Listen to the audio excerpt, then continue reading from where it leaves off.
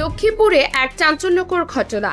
জুম্মার নামাজের খুতবায় বাধা দেওয়ার অভিযোগ উঠেছে বিএনপি নেতাদের বিরুদ্ধে। সামাজিক যোগাযোগ মাধ্যমে ছড়িয়ে পড়া ভিডিও এখন ঝড় তুলেছে ফেসবুকে। ঘটনাটি ঘটেছে 26শে সেপ্টেম্বর শুক্রবার জেলার চন্দ্রগঞ্জ থানাধীন উত্তর জয়পুর ইউনিয়নের হানিফ মিয়াজের হাট কেন্দ্রীয় ঈদগাহ জামে মসজিদে। খতিব ছিলেন নোয়াখালী জেলার চাটখিল জামায়াতে ইসলামীর আমির মাওলানা মহিউদ্দিন হাসান। অভিযোগ উঠেছে চন্দ্রগঞ্জ থানা বিএনপির সাধারণ সম্পাদক এম ইউসুফ ভুঁইয়া এবং থানা যুব দলের সাধারণ সম্পাদক আব্দুল মুকিত সোহেল সহ কয়েকজন স্থানীয় নেতা খতিবের বয়ানে বাধা দেন। ভাইরাল হওয়া 3 মিনিটের বেশি সময়ের ভিডিওতে দেখা যায় বক্তৃতার মাঝে বিএনপি নেতারা ইমামকে উদ্দেশ্য করে বলেন, জাতীয় বেঈমান, এটা তো অ্যানি চৌধুরী অন্য দলের নেতাকে দিয়ে বলছে। এটা কি মসজিদের আলোচনার বিষয়? আপনি কোরআন থেকে বলুন। জাতীয় বেঈমান শব্দ কোরআনই নেই। আপনি এক দলকে হাইলাইট করছেন, আরেক দলকে ছোট করছেন। এতে সমাজে বিভাজন হবে। প্রত্যুত্তরে খতিব মহিউদ্দিন হাসান স্পষ্টভাবে জানান, আমি কারো নাম নিইনি, কোনো রাজনৈতিক দলকেও টার্গেট করিনি, কেবল জবানের হেফাজত বিষয়ক আলোচনা করছি। আপনারা বসুন, বক্তব্য শুনুন। এমন উত্তেজনাপূর্ণ পরিস্থিতির মধ্যে মসজিদের অন্যান্য মুসল্লিরা পরিস্থিতি সামাল দেন।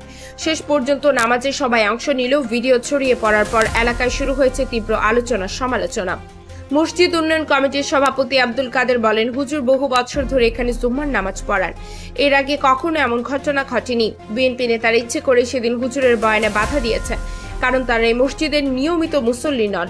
অন্যদিকে অভিযুক্ত যুবদল নেতা আব্দুল মুকিত সোহেল দাবি করেছেন, হুজুর সরাসরি নাম নেয়নি ঠিকই, কিন্তু আকার ইঙ্গিতে বিএনপিকে উদ্দেশ্য করে বক্তব্য দিয়েছেন। এজন্যই প্রতিবাদ করেছি। তবে তিনি আগে কখনো এভাবে বলেননি। 5ই আগস্টের পর থেকে ভিন্ন ধাঁচের আওয়াজ করছেন। এদিকে বাংলাদেশ মসজিদ মিশন জেলা শাখার সেক্রেটারি মাওলানা জসিমউদ্দিন বলেছেন, ইমামরা মিম্বারে দাঁড়িয়ে কেবল হক কথা বলেন, আল্লাহর সন্তুষ্টির জন্যই কাজ করেন।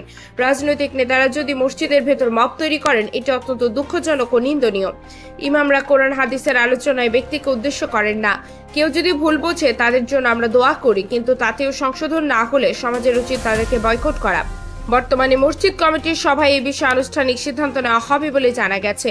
তবে ভিডিও ভাইরাল হওয়ার পর লক্ষ্মীপুরের রাজনৈতিক অঙ্গনেও এই ঘটনাকে ঘিরে উত্তাপ ছড়িয়ে প্রশ্ন উঠছে, মসজিদ কি রাজনৈতিক বিরোধের মঞ্চ, নাকি তা কেবলই ইবাদতের ঘর? সময়ই হয়তো এর জবাব দেবে। আতিয়া ফিফা, ডেস্ক নিউজ, 0 টিভি।